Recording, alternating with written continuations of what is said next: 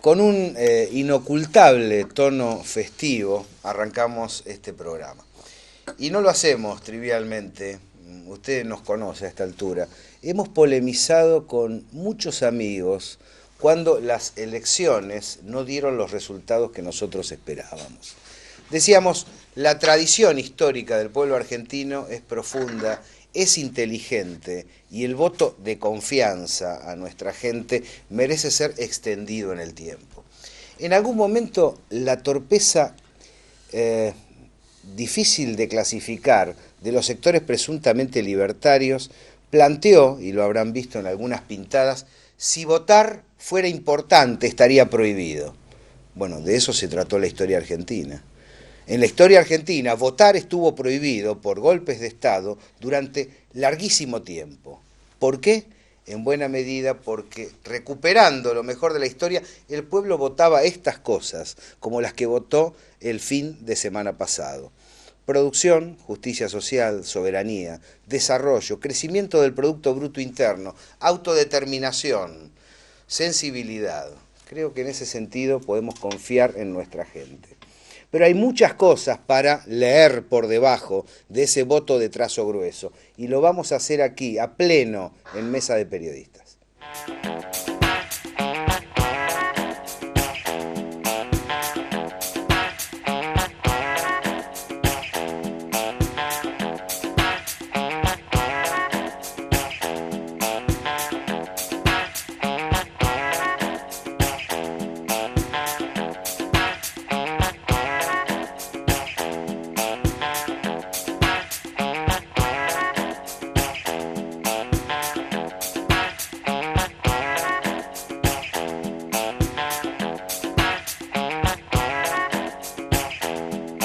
¿Se puede pensar por Twitter, Hugo Pressman? ¿Cómo te va? ¿Qué tal? ¿Cómo andás? Sí, acá estaba recibiendo las críticas de Artemio. Sí, larga sobre, aquí. Sobre lo extenso de mis notas. Arranca con una. Hoy traje la Blackberry. Esto también de los esclavos. Arranca con cualquier pálida que nosotros la rebatimos. Pero, ¿cómo haces para transmitir una idea sintéticamente, Artemio? No, me manda esos análisis primero, que son muy interesantes, pero viste, yo le pido 140 caracteres. Hay que pensar, es una cagada, te obliga a pensar. Agregar, desagregar Córdoba y Santa Fe, tenés 3 caracteres más. Facebook, Twitter y Twitter ya sobra la mitad, con 70 caracteres nos arreglamos. Pero además lo curioso es que entra más material que lo que era el papel. Entra más material y al mismo tiempo hay menos perspectiva de lectura. Pero escúchame, yo analicé la elección por Twitter, yo mandé, le rompimos. Claro, bueno, lo cual demuestra que no se puede pensar con titulares. No te adaptás a la nueva tecnología, Pressman. ¿Qué sucede? Aprendió en la Facultad de Sociología toda la línea. Le rompimos. Le quebramos, le perforamos. No, pero todos los estudios culminan en eso. ¿Cómo? Bueno, todos los estudios culminan en eso. Pero fíjate, sensacional. Fíjate que posiblemente el antecedente del Twitter, el verdurero lo hace más rápido. En materia de columnas, fueron esas, ¿cuánto era? 5 o 6 años que Clarín puso esas columnas, con una foto y 4 líneas. En realidad... Y le ponía el semaforito. Y siempre no, el semáforo rojo es para los compañeros, ¿viste? Son las columnas chiquititas. ¿El Twitter lo inventó Clarín? No, estoy diciendo que ese tipo de columnas se estaba adelantando al Twitter. El criterio se estaba adelantando al Twitter. Ahora, realmente, para firmar 4 líneas, con foto incluso, es casi una exageración. Tener el tupé de firmar eso. Sí, en el gremio siempre estuvo la frase, firma hasta los epígrafes. Yo a Mauricio Macri, déjame un segundito. Le empecé a tuitear el primer volumen del Capital sobre la mercancía y empecé. ¿Cuántos Twitter ibas? No, ya tengo 3. Vos también, querido. Vos también, querido, así te lo digo. Para levantar un poco el nivel del tuitómetro. Sigamos en serio. Pero claro, y uno dice compañero y ya está todo planteado. En realidad, para poner una foto, una firma y 4 líneas, debes ser un genio realmente para que en esas 4 líneas vos les deje al lector algo realmente importante. Algo de verdad hay, pero no toda, perdóname. El tema de la síntesis y de poder ir a la esencia de la cuestión, lo que aprendemos eso como el cierto. copete, no Bueno, está una nada cosa mal. es el copete, pero el copete no es un artículo de opinión, no es una nota de opinión. Totalmente de acuerdo. El copete sintetiza Pero hay muy una pocas nota. cosas que no puedan decirse en 40 años. Eso es cierto, lo que no se puede es fundamentarlas. Es decir, el proceso de razonamiento y de desenvolvimiento Y sí, o la referencia. Una de las cosas que nos generó poner esta camiseta aquí junto a la boleta, cuando estaba la veda electoral, empiezan a circular los datos de boca de urna según los equipos. Claro, Gimnasia tanto, Banfield tanto, Independiente tanto, Rafaela tanto. Bueno, quiero felicitarte, Artemio, mira que hemos polemizado acá y has ligado, ¿no?, en tantos medios de comunicación. Yo recuerdo que Artemio dijo... Cristina está llegando a ser mayoría. Ya no podemos pensarla como primera minoría nacional. Bueno, es un acierto apreciable porque hace unos meses no estaba tan fácil. Ahora, lo cierto es que la elección fue arrasadora. Y arrasadora inclusive en aquellas zonas desfavorables para... Ganó en Capital, ganó en el interior de Santa Fe, ganó en el interior de Córdoba. Quiero que me cuenten qué piensan. ¿Por qué se dio este voto? A mí me lo explicó De Angeli hoy a la mañana. A ver.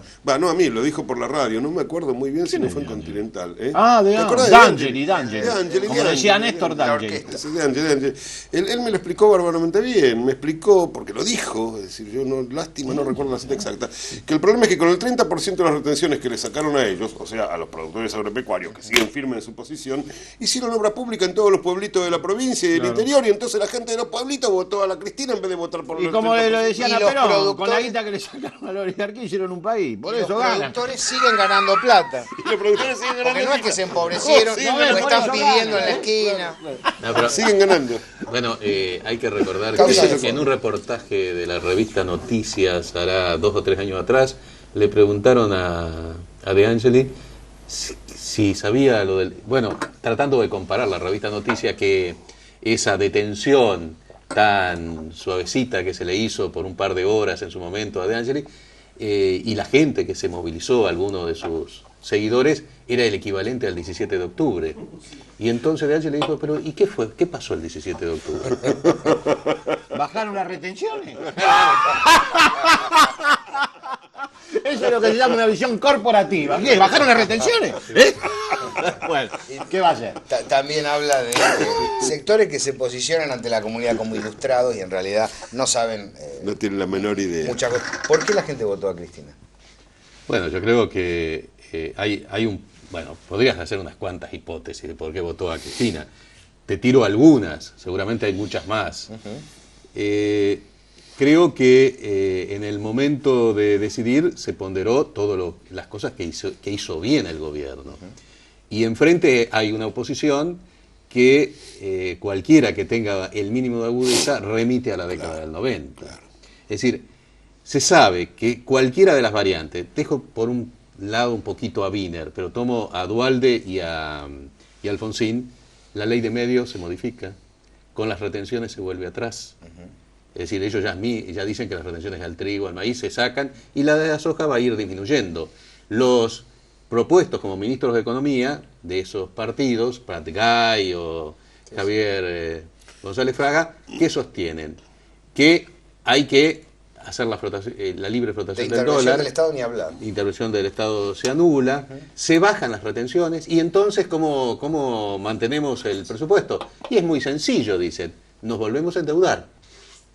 Justo en el momento en que hay un cataclismo planetario en función de la predominancia del capital financiero sobre la producción. Es decir, que en medio de una crisis de la cual América Latina y Argentina está no brindada ni a salvo, pero está bastante alejado en relación a lo que sucedía en otras circunstancias, los que son panegiristas de la década del 90, aunque lo omiten, intentan repetir las mismas recetas que produjeron en la Argentina y ahora se producen en Estados Unidos y en Europa, lo que nosotros padecimos. Yo creo que en el fondo la reunión de ministros del UNASUR no estuvo ausente en esta elección. ¿Fue importante en el inconsciente colectivo, Artemio? Bueno, desde el punto de vista electoral lo que hubo fueron 2 mecanismos de recuperación de voto y de instalación de nuevamente una hegemonía plena del Frente para la Victoria, que a mi entender centralmente fueron la recuperación de los votos de segmentos medios vinculados a la producción agropecuaria. Se vio en Córdoba, se ve en Santa Fe, se ve en el interior provincial, se ve en Entre Ríos, o sea, donde hubo más impacto de la 125 a partir de la recuperación a través de mecanismos de gestión específicos. Se recuperó el voto de manera plena. Todo aquello que se decía acerca del clima de 125 que se vivía 2 o 3 semanas antes de la elección de las PASO a través de aquellas sucesivas derrotas en distritos específicos, hablo de Santa Fe, de Córdoba, fue desmentido por los hechos. Ese déjà vu no existió. Se recuperó ese voto y por otro gran caudal de voto en los sectores populares, los sectores vulnerables que en el segundo cordón superaron largamente el 55% de votos en municipios muy postergados, hablo de Florencio Varela, Moreno, Tigre, a través del impacto de la asignación universal, lo hemos dicho acá. Artemio, ¿cómo explicas el voto? Lo interesante es qué explicación le das al voto, por ejemplo, de los sectores que votaron a favor de Wiener y de Delcel en Santa Fe, o de Macri y a favor de Macri en Capital y a favor de la Sota en Córdoba, en poco tiempo, porque esto no sucedió 2 años después, sucede en un término de un mes, vota a alguien que es en cierta medida bastante contradictorio a... No es contradictorio porque lo que ratifica es el rumbo que le mejora la vida cotidiana a esa gente, más allá de que voten del CEL, Macri, Cristina Kirchner. El voto no es necesariamente un voto de característica ideológica, también es un voto en función de determinadas condiciones materiales, de gestión. Ellos evalúan que la gestión corresponde, o la gestión de capital estuvo bien realizada por Macri, lo votan a Macri y luego a nivel nacional votan perfectamente a Cristina. El kirchnerismo en eso recupera votos de distinta tradición político-ideológica, porque es una formación atrapalotodo de características populistas. Y al mismo tiempo, que hay una desideologización es un voto de acuerdo a otras prioridades. Desideologización no, porque la desideologización es de meritorio. Me parece que lo que es un voto que prioriza otras demandas en realidad, la ideología otra centralidad. La ideología del voto hay que justamente tomarse el trabajo de pensarla a partir de los motivos materiales del voto. Es la confluencia de los motivos materiales y de la tradición histórica lo que genera la ideología. La cultura de intereses. No, claro, cultura de intereses. Y en realidad a mí me parece bastante claro que este fue un voto, aunque parezca mentira, muy ideológico. Y yo diría que también la derrota de la oposición fue muy ideológica. Porque concretamente Ricardo Alfonsín no se dio cuenta de que a un gobierno nacional, popular, como mínimo de centroizquierda, hay que correrlo con una candidatura liberal, democrática de centroizquierda. ¿Qué es lo que pasó con el peronismo cuando le pusieron a Frondizi contra el general Perón en la década del 50? Que era una manera, digamos, de decir, bueno, miren, nosotros podemos hacer lo mismo, pero mejor.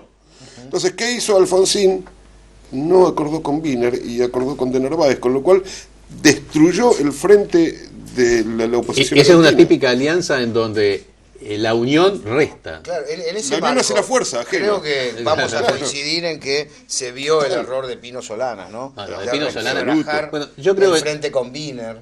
Pero el gran error es segmentar de acuerdo a preconceptos ideológicos el electorado. Claro. Me parece que está el error conceptual enorme, es decir, tengo más proximidad ideológica con este que con este. Ese mosaico existe en la cabeza de los analistas, hay un límite, pero no existe a la hora de la praxis. Me parece que la ideología funciona, pero no funciona de manera plena, ni de ninguna manera la dominante a la hora de determinación del voto. Son múltiples los factores, pero sin duda, cualquiera de nosotros, cualquier ciudadano de a pie, toma como opción de voto sus circunstancias materiales y cómo le va en la vida material y cotidiana. O sea, eso fue buena o mala según cómo te va en la kermés. Inexorable. O sea, eso me parece bien. Esto hay un ganador claro, alguien que puede ilusionarse, como en el caso de Wiener, en términos relativos. Incluso la elección de Rodríguez A es buena, en función de la escasa estructura. Y la proyección de su gobierno provincial. La perspectiva de Wiener no es mala, porque a mí no me extrañaría nada. Como quedaron las 3 minorías luego de la mayoría de Cristina, ya no es minoría, es minoría. En situación de paridad. No, en situación de paridad. Ninguno es el opositor privilegiado. La verdad es que yo creo que el nivel defraudatorio de la fórmula Alfonsín Fraga es tan grande que una parte de los que votaron a Alfonsín Fraga en esta ronda del paso puede tomar opción por Wiener y constituirlo en segunda minoría a 35 o 40 puntos de Cristina, ¿no? Pero en segunda minoría al fin. Sin olvidar que ya el radicalismo, hace varios años, una parte del voto de base fue hacia el kirchnerismo. Claro. Es decir, tenemos un ganador claro que es Cristina, tenés elecciones aceptables realizadas por Wiener y por Rodríguez A, y tenés una especie de implosión. El ARI la coalición cívica va camino a su desintegración, seguramente. Pero fue muy significativo Carrió diciendo el 50% votó en contra. Claro. Sí, muy gracioso. Bueno, el 96.4 votó contra ella. El 97 votó contra ella, sí. Bueno, y además... Hubo un tuitazo que estuvo bien que dice: festejan en el búnker de Carrió, llegaron las empanadas. Bueno, yo hice el chiste ayer, como acá son todos ¿Ves que el futboleros. Twitter camina? Acá son todos futboleros, le voy a recordar. Para la incluso chicana. Ahí está Carlos Zaira escuchando. Cuando La semana pasada le dijiste reputado y no te dijo nada. Nada. El Vichy Fuertes pasó por River, era un goleador interesante. En River la verdad que no hizo goles. Qué raro. Pero cuando uno veía cómo el Vichy Fuerte, Clafarías tampoco. como el Vichy Fuerte celebraba los goles de su compañero, uno decía qué buen compañero que es. Elisa Carrió es como el Vichy Fuerte, termina abrazándose y saludando a los triunfos del otro. Es como una gran psicóloga de la oposición, ¿no? En un instante vamos a ver qué es lo que va a pasar. Porque la pregunta que es, digamos, uno pretende hacer con vistas a octubre es qué ligazón hay entre este voto de las primarias con respecto a las nacionales. No se vaya de Mesa de Periodistas.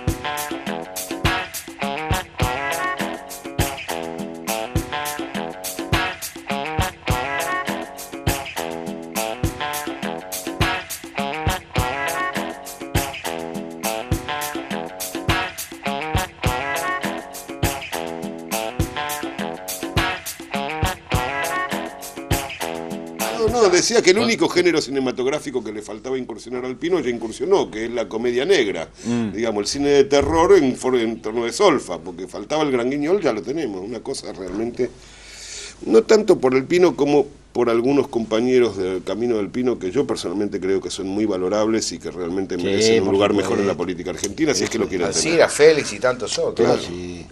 Me parece que el gran error de Pino Solanas es cierto que Wiener le cerró la lista y él quedó colgado del pincel. Pero en ese momento, lo que vos tenés que hacer, si no tenés alternativa, es decir, bueno, acepto, me parece bien, una opción a la hago inversa, un gesto de generosidad. Una opción a la inversa, y en la misma situación tuvo Luis Delía. Él no se alejó del kirchnerismo porque en algún momento lo dejaron afuera. Y mal. Ahora, ¿cuál es el espíritu que trasuntan estos comicios primarios con respecto a octubre? Porque hay quien dice, no, bueno, es un voto de conciencia, después veremos. Hay quien dice, va a haber nuevos aglutinamientos desde abajo. Hay quien dice, va a haber golpes mediáticos importantes. Golpes mediáticos va a haber porque es la manera que tienen de hacer política y la política no se va a detener durante 2 meses, así que golpes mediáticos va a haber. Pero esto me parece que es una especie de censo. O sea, los censos no son exactamente la imagen de cómo es la población de un país, pero se le acercan mucho. Si uno baja al nivel más de detalle, bueno, habrá alguna diferencia entre el dato censal y el dato de la realidad que uno observa. Pero se le acerca mucho. Yo no creo que haya demasiadas variantes, sinceramente no veo que haya... Porque además... acuérdate que la vez pasada cuando hablábamos de los resultados en Santa Fe decíamos, fíjense que el resultado de la Cristina va a estar más cerca que del de la diputada Bielsa que del resultado de Rossi. Bueno, no es que nos queramos mandar la parte, pero es lo que sucedió, porque estaba en la lógica de la cosa. O sea, simplemente creo que no hay motivos. Da la sensación entonces que hay un volumen importante que se va a canalizar en octubre. ¿Es riesgoso eso? ¿Puede adormecer a la Ese militancia? es un tema, claro. Bueno, yo creo que lo decía ayer en la transmisión y después la presidenta lo reiteró, lo dijo, lo afirmó obviamente con la autoridad que tiene. Dijo, debemos trabajar más, no es que debemos adormecernos ahora.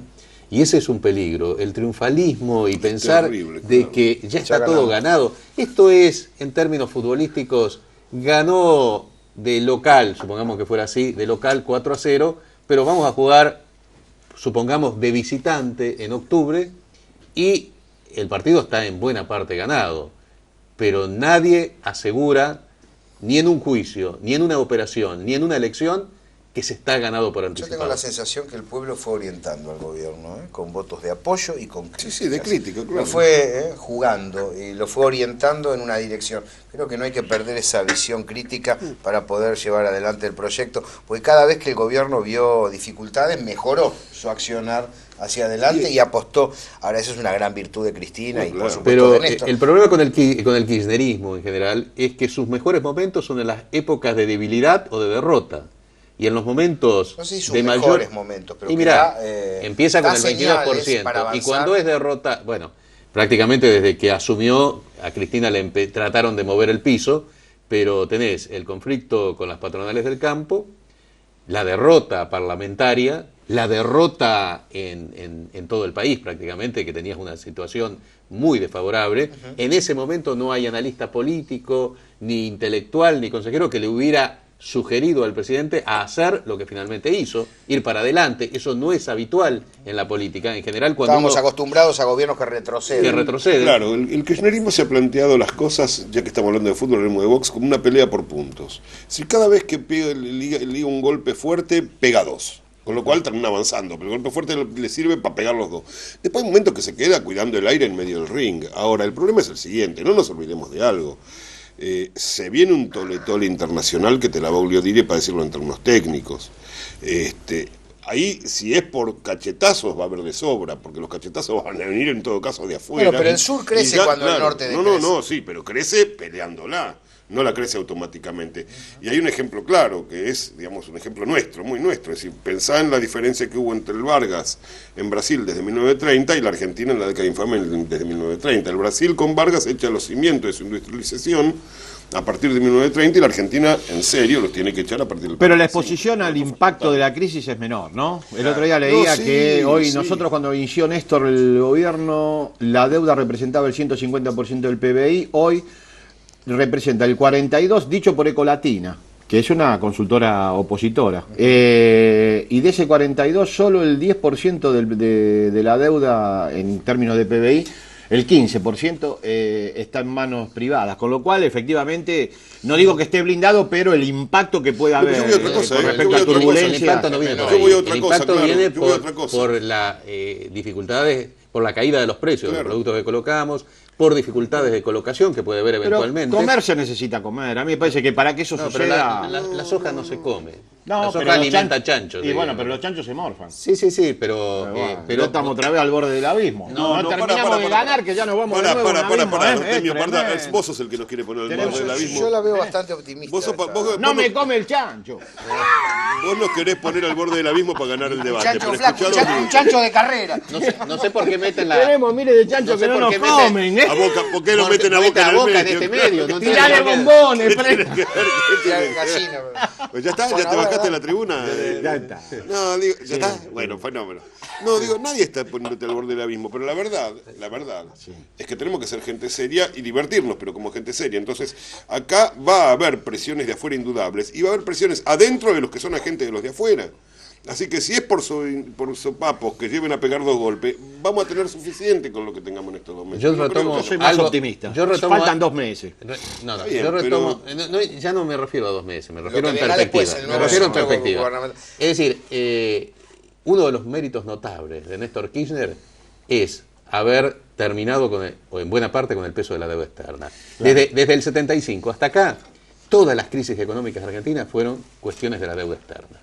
Y esto ha desaparecido prácticamente en la Argentina de hoy. De manera que en ese aspecto, es un tema esencial. Junto con el no al ALCA y el desendeudamiento, van a ser hitos que dentro de 100 años los estudiantes van a poder... Pero eso de alguna manera del UNASUR no funciona como atenuante del impacto de la crisis, más allá de artículo. Yo lo único que digo que es ser muy bravo, nada más. Lo único que estoy diciendo es que va a ser un océano embravecido. Yo que tengo la percepción, que en un sentido inverso a ese, que esta es la gran oportunidad. Del 45 al 55 lo que aprovechamos fue una circunstancia muy desfavorable y realmente el sur creció. Yo estoy de acuerdo con vos, lo único que digo es que no se aprovechan las oportunidades. No va a ser haciendo la plan. Cuando el plan Marshall pudo desarrollarse, crearon la Alianza por el Progreso y desarrollaron la inversión a nivel planetario, ahí fuimos, ahí empezaron a golpearnos con mucha energía porque ellos crecían y nosotros no. Este es un momento que no se trata solamente de precaverse de la crisis, que creo que Argentina y América Latina está precavida, sino que hay que aprovecharlo para crecer. Y a eso me refiero cuando digo que a cada cachetazo hay que pegar con 2 golpes, porque esta es la situación, yo estoy de acuerdo. No estoy diciendo pesimista, solamente estoy diciendo acá va a haber que moverse, muchachos. Claro, estamos asistiendo además a la crisis, bueno, eso no sé si lo hablaron ya, del modelo educativo chileno, que está articulado también con una modalidad de organización social y económica que era un ejemplo para aquellos que todavía planteaban como alternativa. Exactamente, dentro de la misma región. Hay algo increíble de lo que ha sucedido acá, porque en la Comunidad Económica Europea, todos los países tienen un déficit fiscal promedio de 10% y tiene una deuda externa que en el caso de Francia y Alemania son las menores, están en el 81%, Italia está en el 120%, Japón está en el 225%, es un infierno. No, Estados Unidos en el 100, ¿no? Estados Unidos ya está superando, ya lo supera. Y parece increíble quién está del otro lado. Bueno, del otro lado, como acreedor de toda esa deuda, está China, está Japón, está Brasil. Sí. Venezuela tiene también parte de esa deuda. Ojo al piojo. Bueno, de manera que indudablemente sería una conmoción si en algún momento uno puede afirmar que en algún momento, siguiendo esta política de ajuste, Estados Unidos entrará en default. Es inexorable. En realidad el crecimiento lo que hicieron fue administrativamente decir, podemos endeudarnos más. Claro. Pero más con la deuda al 98% del PBI, siguiendo esta política de ajuste vas a estar, porque es notable, en los últimos 5 o 6 años es donde todos estos países han pegado un salto del 50, 60, 70 a superar el 100 de pronto. De manera que esto es muy progresivo, anda en progresión geométrica en realidad. Por eso el futuro tiene un contorno muy complicado y una cosa que creo que lo que comentamos el programa anterior, que están experimentando sobre su propio cuerpo las políticas neoliberales que nos aplicaron en la periferia a lo largo de varias décadas. Artemio, ¿este es el piso de Cristina?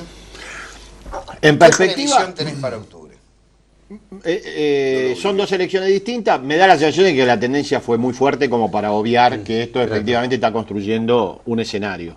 Ahora, no me extrañaría que esta sea una elección, la de octubre, similar a esta. Incluso esto puede ser un piso alto y puede haber algún voto más todavía para el Frente para la Victoria en las elecciones de octubre. Votos que al calor del triunfo contundente de las PASO de Cristina, hay mucha gente que opta también por consolidar el triunfo del ganador. O sea, si vos me decís qué puede pasar con el Frente para la Victoria en cuanto a chances, descender o ascender con respecto a este 50% que obtuvo en las PASO, mi perspectiva es que tiene más chance de ascender en votos que en bajarlos. ¿Cuánto hace que no teníamos una hegemonía? Porque yo recuerdo el voto superior largamente al 50 de Juan Domingo Perón.